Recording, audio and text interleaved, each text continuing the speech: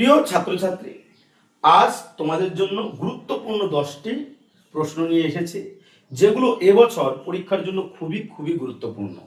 যারা দর্শন বিষয়টি নিয়েছো তারা অবশ্যই চ্যানেলটিকে সাবস্ক্রাইব করে বেল আইকনে ক্লিক করে অল করে রাখো, আর কোথাও যেতে হবে না। একদম 4th সেম পর্যন্ত তোমাদের 40-40 এই চ্যানেলটি থেকেই কমন পড়বে। যাই হোক, কথা না বাড়িয়ে আজকের কোশ্চেনগুলো শুরু করি। যে 10টি গুরুত্বপূর্ণ প্রশ্ন তোমাদের দেওয়া হয়েছে, দেখো প্রথম যে প্রশ্ন, বৌদ্ধদের কার্যকারণ তত্ত্ব হলো ড্যাশ তত্ত্ব। বৌদ্ধদের কার্যকারণ তত্ত্ব হলো ড্যাশ তত্ত্ব। এখানে হবে প্রতীত্ব সমুৎপাত তত্ত্ব। তো সমুৎপাত তত্ত্ব, প্রতীত্ব সমুৎপাত। বৌদ্ধদের কার্যকারণ তত্ত্ব হলো প্রতীত্ব সমুৎপাত তত্ত্ব। ক্লিয়ার?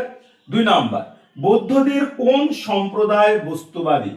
বৌদ্ধদের কোন সম্প্রদায় বস্তুবাদী? হিনজান সম্প্রদায়। হিনজান সম্প্রদায়। তাহলে বৌদ্ধদের কোন সম্প্রদায় বস্তুবাদী? হিনজান সম্প্রদায়। এক্ষেত্রে তোমরা মাথায় রাখবে যে হিনজান সম্প্রদায় হলো প্রাচীন পন্থী। হিনজান সম্প্রদায় কি? প্রাচীন পন্থী। আর এটাও মনে রাখবে যে প্রাচীন পন্থীদের অর্থাৎ হিনজানদের বস্তু স্বাতন্ত্র্যবাদীও বলা হয়। তাহলে কাদের বস্তু স্বাতন্ত্র্যবাদী বলা হয়? হিনজান সম্প্রদায়কে বস্তু স্বাতন্ত্র্যবাদী বলা হয় বা বস্তুবাদীও বলা হয়। আর হিনজান সম্প্রদায় প্রাচীন পন্থী। এই প্রশ্নগুলোর উত্তরও মুখস্থ রাখবে।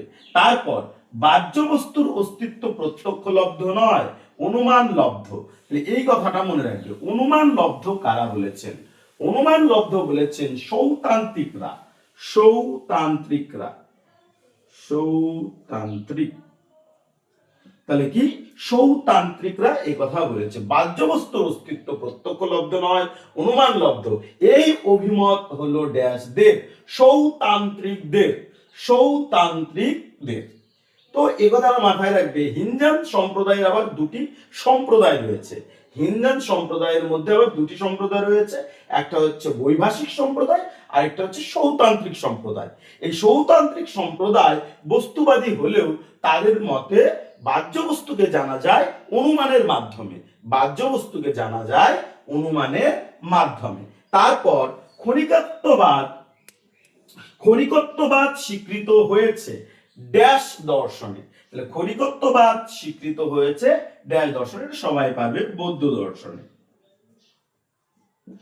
বৌদ্ধ দর্শনে। ক্লিয়ার? তারপর বাহ্য বস্তুর অস্তিত্ব প্রত্যক্ষ লব্ধ। তাহলে এটি কাদের অভিমত? বাহ্য বস্তুর অস্তিত্ব প্রত্যক্ষ লব্ধ, এটি কাদের অভিমত? এটি হচ্ছে বৈভাষিক সম্প্রদায়দের অভিমত। এটি কাদের অভিমত? বৈভাষিক সম্প্রদায়। বৈভাষিক সম্প্রদায় অর্থাৎ বৈভাষিক সম্প্রদায়দের মতে বাহ্য বস্তুর অস্তিত্ব প্রত্যক্ষ লব্ধ। বাহ্য বস্তুর অস্তিত্ব প্রত্যক্ষ লব্ধ। তার পরবর্তী প্রশ্ন, ড্যাশদের বিজ্ঞানবাদী বলা হয়? তাদের বিজ্ঞানবাদী বলা হয় যোগাচারদের। যোগাচারদের। যোগাচারদের বিজ্ঞানবাদী বলা হয়। তাহলে কাদের বিজ্ঞানবাদী বলা হয়? যোগাচারদের বিজ্ঞানবাদী বলা হয়। তারপর বৌদ্ধ দর্শনে আর্য সত্যের সংখ্যা কয়টি? 4টি। সকলের জন্য 4টি। তাহলে বৌদ্ধ দর্শনে আর্য সত্যের সংখ্যা 4টি। পরবর্তী প্রশ্ন, বৌদ্ধদের কোন সম্প্রদায় ভাববাদী? বৌদ্ধদের কোন সম্প্রদায় ভাববাদী?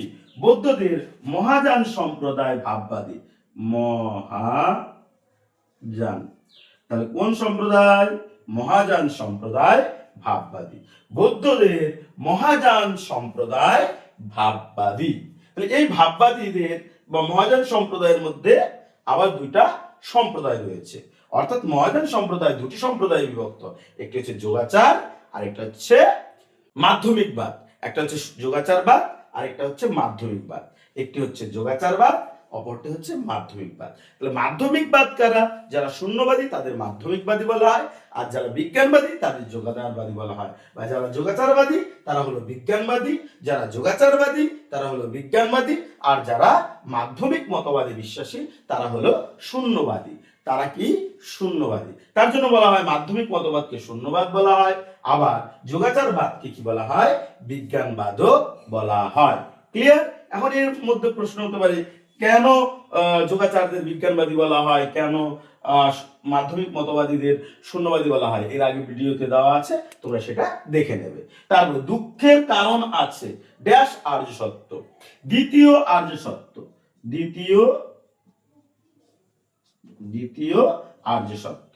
তাহলে কি বলা হলো যে দুঃখের কারণ আছে, এটি ড্যাশ আর্য সত্য, এটা হলো দ্বিতীয় আর্য সত্য। এই 10টি কোশ্চেন যে বললাম তার পাশাপাশি কিন্তু আরো কিছু কিছু কোশ্চেন বলা হয়ে গেল, বোঝানো হয়ে গেল। তাই এই যতটুক আমি লেখানো হলো আজকে, এর মধ্যে কিন্তু খুবই খুবই খুবই গুরুত্বপূর্ণ। তাই তোমরা কখনোই স্কিপ করে দেখবে না। যদি কেউ স্কিপ করে দেখে থাকো তাহলে আবার প্রথম থেকে দেখো। এই কোশ্চেনগুলোর মধ্যেই কিন্তু তোমাদের পরীক্ষায় আসবে। অর্থাৎ যতগুলো পরীক্ষার আগ পর্যন্ত ভিডিও দেব, সেই ভিডিওগুলো দেখলেই কিন্তু তোমাদের হয়ে যাবে, এক্সট্রা বেশি করে পড়তে হবে না। যাই হোক, কেমন লাগলো ক্লাসটি? যদি ভালো লাগে অবশ্যই চ্যানেলটিকে সাবস্ক্রাইব করে বেল আইকনে ক্লিক করে অল করে রাখবে এবং বন্ধু বান্ধবীদের মধ্যে প্রচুর শেয়ার করবে।